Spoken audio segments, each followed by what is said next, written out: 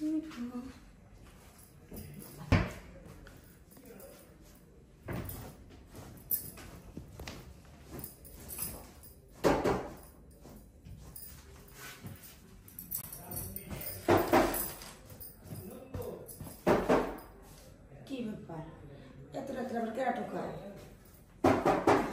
নাই, সারাটা দিন বড় কাজ টাজ করছি।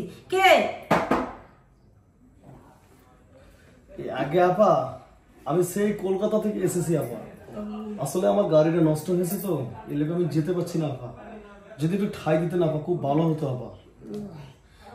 আচ্ছা ঠিক আছে, আপনি বসেন, কথা বলি আপনার সাথে। আচ্ছা আপা ঠিক আছে, ভগবান আপনার কৃপা করবে আপা। আগে আপা আপনাদের বাংলাদেশের মানুষ এত ভালো আপা, আমি আসলে বলে বোঝাতে পারবো না আপা। আপনি যে কি সুন্দর আমার কথা শুনে আমাকে ঘরের ভিতরে ঠাই দিলেন আপা, আমি চিরকৃতজ্ঞ আপা। আমরা বাঙালিরাই এমনই, বাঙালিরা অনেক ভালো। হ্যাঁ আপা। এখন মানে আপনি মানে এখন কি থাকবেন এখানে? এখন আপা আমি আসলে থাকতে আসিনি আপা, আমি যাবো আমার আত্মীয়র বাড়ি আপা। আমি তো আপনাদের বাংলাদেশে বিয়ে করেছি, আমি তো বাংলাদেশের জামাই আপা। এখন কথা হচ্ছে আপা, এই যে আমার ব্যাগটা দেখতে পাচ্ছেন আপা, এই ব্যাগের ভিতর থেকে অনেকগুলো স্বর্ণ গহনা পাবেন আপা।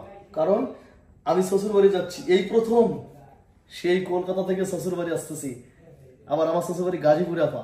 ও তাই নাকি? হ্যাঁ, তাহলে এখন চিন্তা করেছি আপা, আমার শ্বশুর শাশুড়ি, আমার শালা সম্বন্ধী সবাইকে আমি স্বর্ণ জিনিস দেবো আপা। তাই নাকি? জি আপা। অনেক স্বর্ণ মানে না? অনেক স্বর্ণ, হীরা জহরত। আমরা তো কলকাতার একদম খানদান পরিবারের লোক আমরা আর কি আপা। আমাকে দেখে বুঝতে পারছেন না? এটার রুপি অনেক রুপি আপা, অনেক রুপি। তো আপা যদি কিছু মনে না করেন আমি একটা কথা বলি। আমি কিন্তু এখান থেকে যাওয়ার সময় আপনাকে অবশ্যই এখান থেকে কিছু স্বর্ণ গিফট করবো। আপনি কিন্তু না করতে পারবেন না আপা, কারণ আপনি আমার যে উপকারটা করেছেন আপা। আপনার মনটা আসলে অনেক বড়, আপনি মনে খুবই ভালো লোক। আর থাক থাক, খুলতে হবে না, লাগান। আমি ওটা আমি তবে আপা আমি এখন খুলছি না তা ঠিক, কিন্তু আমি যাওয়ার সময় অবশ্যই অবশ্যই আপনাকে দিয়ে যাবো। আপনি না করতে পারবেন না বলুন? ওকে ঠিক আছে। আচ্ছা দাদা একটা কথা বলি। একটা কথা আপনি 100টা বলেন, কারণ আপনি তো আমার উপকার করেছেন। আপনার আমি উপকার করছি না? ইয়েস অবশ্যই। এখন আমার উপকার আপনি করবেন। আমি তো না করিনি, আপনি খালি বলেই দেখুন। কারণ বাসারা তো মানে আমার বাড়িতে কেউ নাই, শুধু আমি ছাড়া। আমি তো আসার পর থেকে দেখতেছি একটা পিঁপড়াও বাসছিল শুধু আপনি ছাড়া। আমার ওই যে শ্বশুর শাশুড়ি এনারা মনে করেন যে বেড়াতে গেছে, কক্সবাজার গেছে। কক্সবাজার আমি যাবো, আমার খুব শখ কক্সবাজার সমুদ্র সৈকত দেখবো। ওকে যায়েন। আচ্ছা থাক, আসলে আপনার চেহারা অনেক সুন্দর। শুক্রিয়া শুক্রিয়া, খুব ভালো লাগলো। উপকার করছেন আপনারা?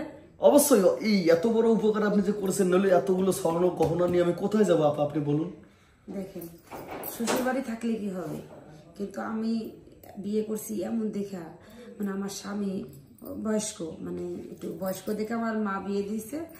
যে মানে আমি অনেক অসহায় তো, গরিব ছিলাম, এজন্য জামাই তো মনে করেন যে কোনো কিছু মানে বুঝছেন দাদা, মানে কিছু করতে পারে না, মানে শারীরিক সুখ দিতে পারে না। বুঝতে পেরেছি বুঝতে পেরেছি, আমি বহু শিক্ষিত, অনেক কলম লেখাপড়া করেছি।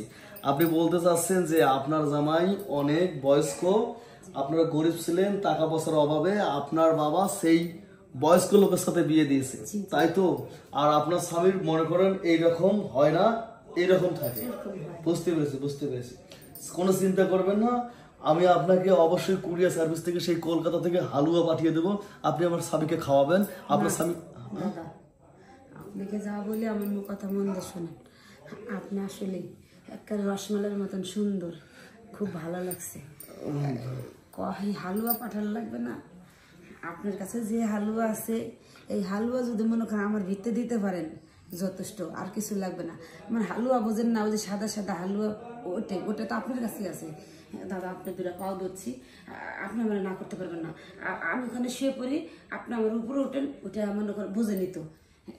আপনার আমি অনেক কিছু খাওয়াবো। আচ্ছা এটা ঠিক আছে, আপনি আমাকে দাদা আপনাকে আমি অনেক ভালো ভালো আইটেমের খাবার খাওয়াবো, বুঝেন নাই? এখন আমি শুয়ে পড়ি লম্বা হয়ে, আপনার যতক্ষণ মন চায় আপনার হালুয়া যে পর্যন্ত না বাড়াবে ও পর্যন্ত আপনি দিতেই থাকবেন দাদা, ঠিক আছে? ঠিক আছে, আপনি যেহেতু আমাকে একটা ঠাই দিয়ে আমার উপকার করেছেন, আমি অবশ্যই অবশ্যই আপনার কথা শুনবো। তবে শর্ত একটা আছে। বলেন। আপনি আমাকে বলেছেন না খাওয়াবেন, তবে আপনাদের এই দিকে পদ্মার ইলিশ, এটার ব্যাপক সুনাম জানেন তো। ইলিশ মাছ ভাজি করাই আছে, ওটা দিয়ে তো আমি হপে খাইতে বইছি, খাইতে লোম আর আপনি ফোন দিলে যাই কি গ্রাম আমি তো পাগল হয়ে যাচ্ছে, তাহলে আর দেরি কেন, আসুন আপনাকে হালুয়া দিই। চালু। ঠিক আছে চলুন। বাংলাদেশের লোক এত ভালো আমাকে জানা ছিল না। ইন্ডিয়ার লোক এত মানে আসলে মন ভালো। কলকাতা, পিওর কলকাতা। আমি কখনো যাইনি তো। আচ্ছা ঠিক আছে, আসেন আসেন আসেন। আবার